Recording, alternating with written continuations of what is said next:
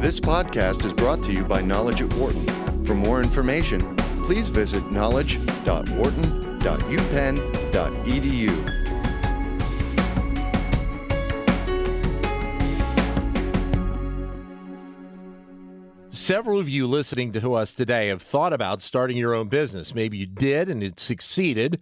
Maybe some of you did and it didn't necessarily go well. Still, when you decide to open your own business, there may be cases where you don't exactly know what to do to make it work. Part of it is understanding what you bring to the table as unique qualities to make it succeed.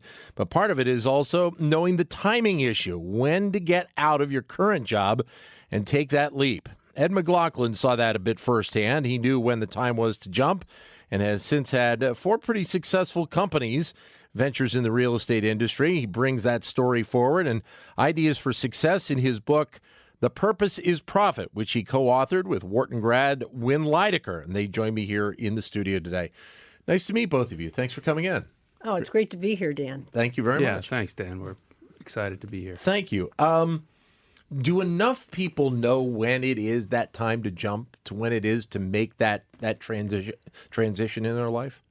Well, I think it probably comes down to a couple of things. One, what we call the push and the pull. There's a pull towards entrepreneurship, and sometimes there's a push, an event that takes place that causes you to say, now's the right time. Mm-hmm. In my case, that was when I realized, hey, I was going to be cut from staff unless I stepped out on my own. So for me, that was my tipping point or shining moment to step out. Wynn, you ever had that? Yes, I just reached a point. I was in advertising and marketing, and I reached a point where I just wanted more control over my life. Yeah. And so I said, this is it. I'm stopping. I'm going to try my hand at starting my own business. But the problem is, I think a lot of people, when they think about being an entrepreneur and going out on their own, they want to have some level of comfort. You know, they want to have a certainty to it. A lot of times it's not the case. And you are, to a degree, taking a little bit of a leap of faith. Agreed. I think what we did is we kind of studied that a little bit in the book and realized what folks oftentimes do is they think in 2 modes. One is where do they have proven competence, success in the past, a track record, right, and build a business in that area. The other is, do they have a passion, a certain drive towards a specific area? We, as called out in the book, believe distinctive competence should be the driver. And the home run is when your passion and your competence align. So explain distinctive competence for us. Distinctive competence is a track record of success. It's your experience.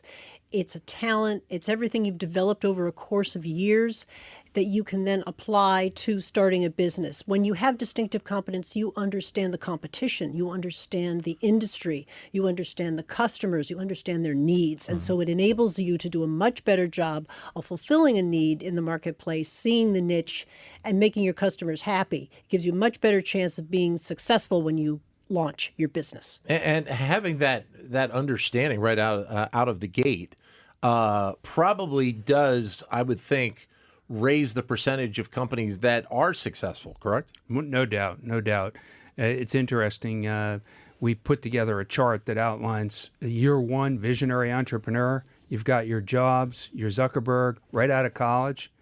And then you go 15 years out where you've competed in a field, you understand it, you know the competition, as Wynn said, and that's where we believe is a sweet spot, distinctive competence. If you build a business in that area, you probably have an excellent chance of succeeding.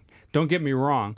I wish I was a visionary entrepreneur. I'm more your bread and butter entrepreneur. Well, you talk about it in the book, the fact that I guess at that point in your life when the company you were working for, you knew you were going to be let go. At that point, I guess you were a fairly young parent, had a couple of young kids, and so you knew that you had to. That was the time to make the move, and also that you knew you needed to be profitable very soon if this company was going to work, correct? Absolutely. So it was kind of a no-brainer to build a business in an area where I had success, knew the customers. Frankly, once I set up shop, 2 of my existing customers said, we're going to go with you. We know you will take us to the promised land. You'll deliver against your promises. you operate with integrity, and we can count on you.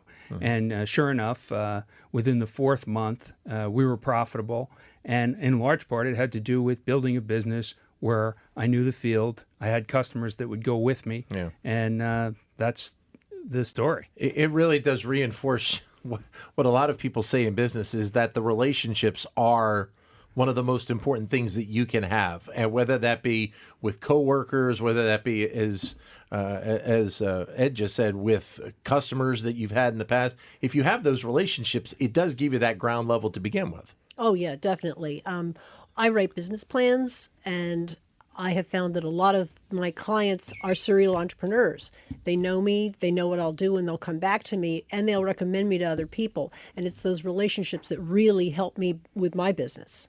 We are joined here in studio by Ed McLaughlin and Win Lydecker, who are co-authors of the book, The Purpose is Profit. You're listening to Sirius XM 111, business radio powered by the Wharton School. I guess just off the title itself, I mean, when you put it out there that the purpose is profit, it does kind of simplifies the process that people have to understand, and maybe people don't. They have these grandiose plans of what they expect their entrepreneurial venture to be, and they don't necessarily correlate that the profit is the ultimate goal, correct? Correct. And that was one of the things right from the get-go. We said, we need to focus on profit. If you're going to put your time, your money, and your reputation at risk, profit is what the story is about. Every decision that an entrepreneur makes needs to factor profit into the decision. And ultimately we said, hey, the name of the book is The Purpose is Profit. If you're going to build a business, certainly you want to get in position where you can give back to society. But when you bring employees on board, they want to know they're going to have a sustainable job, and it's going to be a growth opportunity. And if you're making money, it's going to underwrite your future success.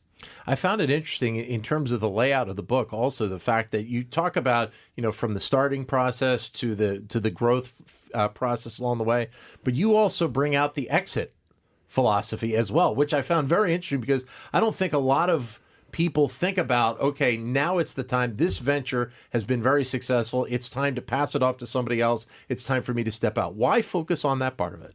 That's right. We thought it was a good idea to tell the entire arc, the entire story of a business, from inception all the way to growth, all the way to the final sale, because of what you just said. Most people aren't told this whole story. And the eventual exit does have repercussions in your life. I mean, we even have a chapter in it, like, what is life after the sale of your business? Right. And the sale is important because when we cover how you find your investment banker, what do you have to do to get ready for a sale? What makes your company valuable? How do you make your valuation as high as possible so that you can sell and really reap the rewards of everything you've put into that business over the years? Right. Is part of it also having the understanding that if a lot of those criteria are not in place, it's saying no to that potential company or potential buyout person that wants to look at the company, saying, not just yet, so that you can build more value on it? Oh, no doubt. I mean, early on, we had private equity firms coming up and saying, hey, we'd like to invest in your business. And at that point in time, we had funded all our growth internally. We had after-tax cash on the balance sheet. And frankly, we said, we're honored, but frankly, we don't need your money. And we said, what would we do with your money? And they said, well, you could pay yourself a dividend. And we said, we have cash to pay ourselves a dividend if we want it. And frankly, we didn't need private equity. But a couple of years later, we went after a whale of an acquisition. Yeah. Ultimately, it didn't come to fruition, but we needed private equity then. And it was very clear the combination of what we had with private equity could enable us to swallow this whale and basically reinvent ourselves into a global force. You talk a little bit in the book about, I mentioned about the people at the outset, and you talk about the sales force that maybe you need to have for your company, the people you want to be involved with, the potential clients, the people that are all surrounding this business have to be true, pure, as much as possible to really have success. Oh, no doubt. I mean, we have a chapter called Sales is a Contact Sport, and we use the sports analogy throughout. I mean, it really is. I mean, you can't sell anything unless you're making contact with somebody, and that can be over the phone, face-to-face. any new format that exists today. But the bottom line is, what we say is the road to the entrepreneur's graveyard is paved with the entrepreneurs that believed their product would sell itself. There's a need for hard capability and there's a need for soft capability. Yeah. And sales is a vital ingredient to the success of almost any business. Because the thing about it is that, and obviously being here at Penn, we see a lot of students that are potentially looking to take that path of that, being an entrepreneur in the next few years. Sometimes the percentage, I'm not sure what it is right now, but the percentage rate of companies that are successful compared to ones that fail and you have to start all over again, it's a higher rate of failure than I think a lot of people really want to believe is actually the case. Oh, that's true. There's Steve Blank, who is a professor out at Berkeley. He did a study. It showed 90% of tech companies wind up failing.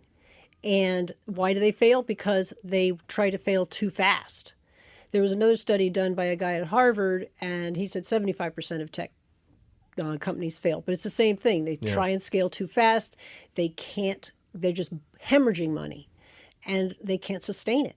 That's why we talk about, first of all, following your distinctive competence and then focusing on profit. Because if you focus on profit from the get-go, you have a better chance of getting cash flow, getting income, and then being able to reinvest that in your own growth.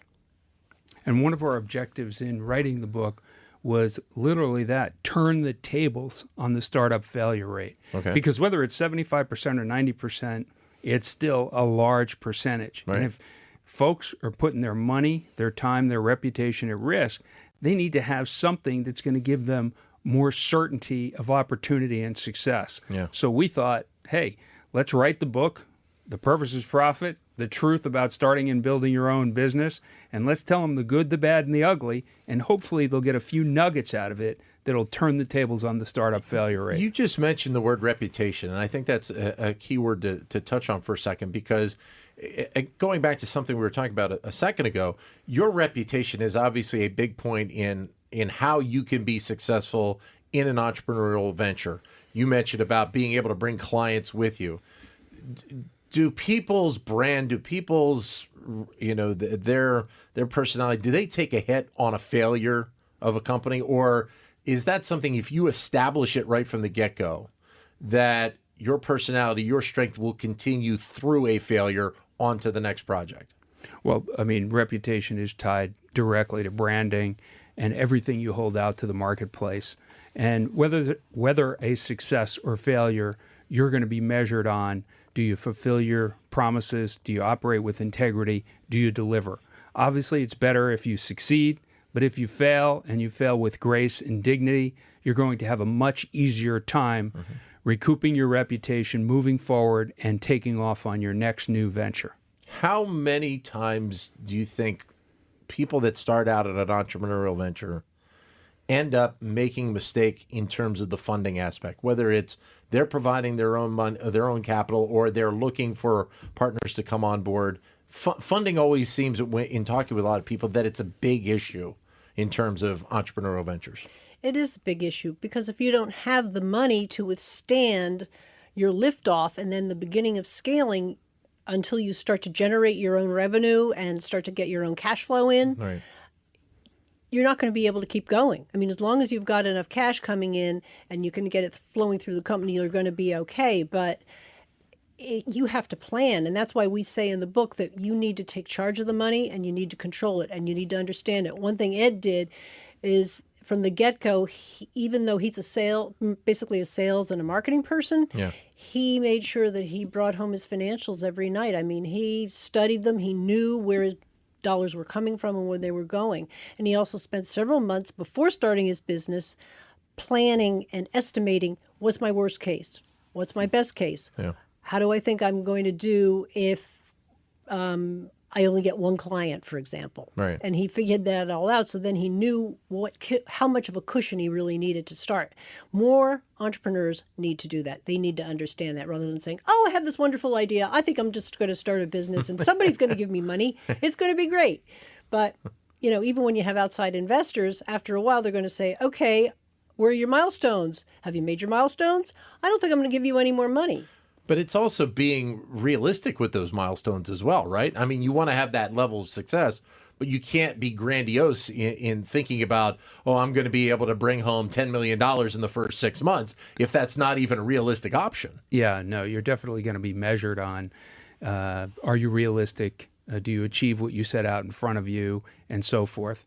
And one other point I'd like to make on the financing is it's not just managing the money, but it's also making sure that you don't sell too much equity before you have proof of concept. Right. Because once you have proof of concept and you've got pre-orders, your equity becomes so much more valuable because you've got a track record in front of you. And my big argument to entrepreneurs is, heck, the big reason why you started the business in the first place is you wanted to have some control. So when you think about the businesses you've started, what were kind of the key moments then that you knew that equity was there? What specifically was it that you saw that you said, okay, now I'm in good shape? Well, probably the first thing was securing two of my pre-existing customers as my first customers for my new business. Okay. That was number one. Number two was realizing that we were taking in more money than we were spending to run the business. Right. In other words, we had passed break even. And then number three was landing the third, fourth, and fifth customer in pretty short order. And we realized we got a healthy business here. We have a good value proposition. Customers are digging what we're selling, and we're going to be successful. How much of that fell on you because of the success you had with the first two customers, or how much of it was the company itself? I mean, I was fortunate. Frankly, I had two guys start with me that are just terrific individuals. They both got 5% of the company up front. I paid them below market salary, but they stood tall in the saddle. They delivered. They worked hard. They were, frankly, run-of-the-mill, hardworking folks. Yeah. And to me, that's the best kind. No pain was too great. No sacrifice was too great. We all hung in there together as a team. We fought the good fight, and we were successful. And I think you need those kind of people on the team. Were there specific characteristics you were looking for from those people? The people that you knew you could trust to be out to go out there and bring in clients. Well, it's interesting you asked that, Dan. I mean, initially I went back to folks that I knew at my prior company, and I thought this is this is like shooting fish in a barrel. These guys are going to want to come with me. They're going to want to join. None of them did. And then I had two other folks. One guy was a waiter. The other guy, frankly, had not graduated college, but I knew him. I knew he was hardworking. He was honest. He was, the salt of the earth kind of person. And later on down the line, we added all kinds of folks with broad-shouldered degrees and capabilities. Yeah. But early on, it was the people that were willing to sacrifice, roll in the mud, and make something happen. Part of this book is also an interesting section where you have basically a 10 commandments, which you basically live by. I'll let you discuss how you came about them. The 10 Commandments of Startup Profit is the name of the chapter. Yeah. And really what we wanted to do, and this was, I've got to say, this was Ed's idea.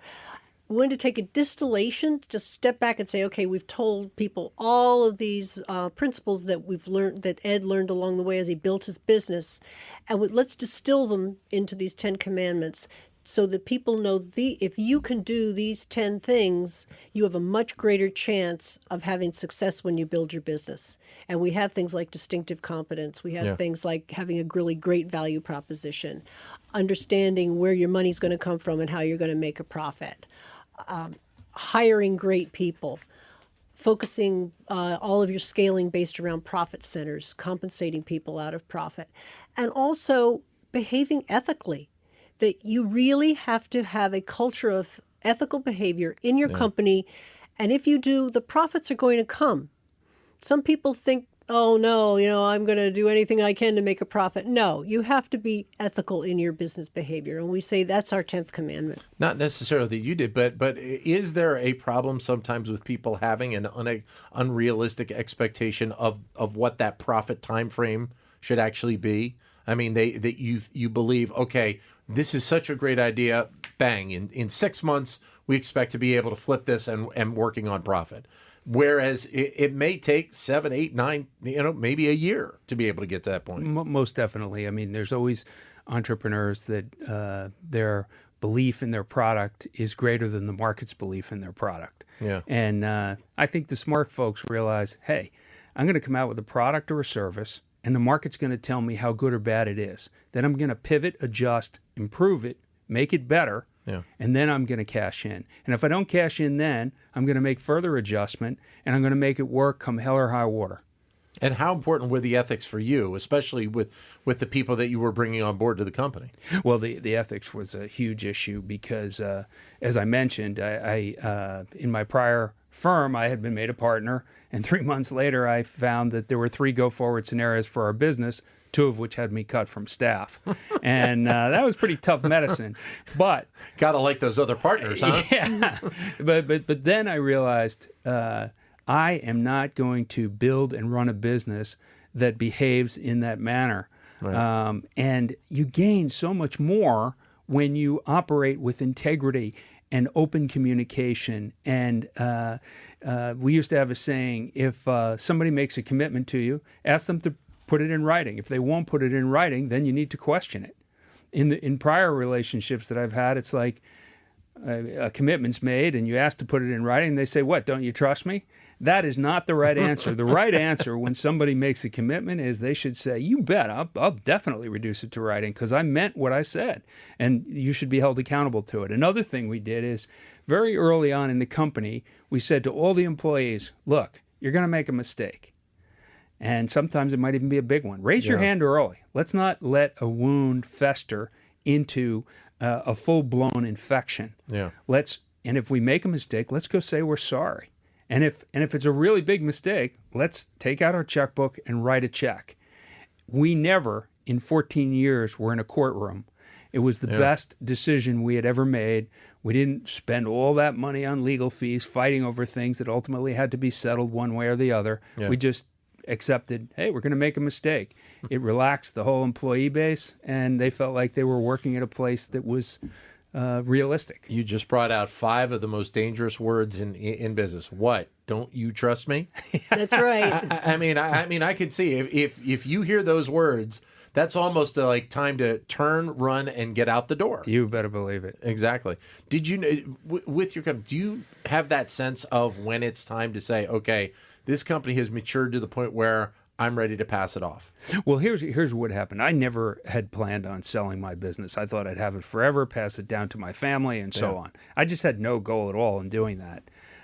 But a couple things happened. First, 2 of our big customers, T-Mobile and Computer Science Corporation, within 30 days of one another said, we love you, but unless you build a global platform, when we re-up the contract, we're going to probably be going with somebody else. Yeah. They also said, we think we know who the ideal partner is for you to connect with, specifically the CFO of Computer Science Corporation. And he put us together with Johnson Controls, and it was a perfect situation where Johnson needed the type of business that we were in, and we needed the global platform that they offered. So it worked out very well from that standpoint. But that's part of it as well, is having that relationship and having the open conversation with the other pieces to this puzzle, as Ed just said. I mean, not a lot of companies, when they're partnering with other entities, don't have that to begin with. That's right. That's right. They need to be able to establish relationships like that. Right. Another problem that happens is sometimes an entrepreneur will grow his business or her business, and the investors will say, hey, we want to bring in some different management, and that other management boots the entrepreneur out, or the management comes in and says, now is the time to sell your business, and they breathe down the entrepreneur's back. Yeah. That's one of the reasons why in our book we say, hey, it's really best to bootstrap if you can, because that way you don't have these outsiders telling you what to do, when to sell, how to run your business, or replacing you. Great to have you both here. Thank you very much for coming in today. Thanks so much, Dan. Appreciate it. The book, by the way, is called The Purpose is Profit, The Truth About Starting and Building Your Own Business. Ed McLaughlin and Win Lydecker joining us here in the studio. For more business news and analysis from Knowledge at Wharton, please visit knowledge.wharton.upenn.edu.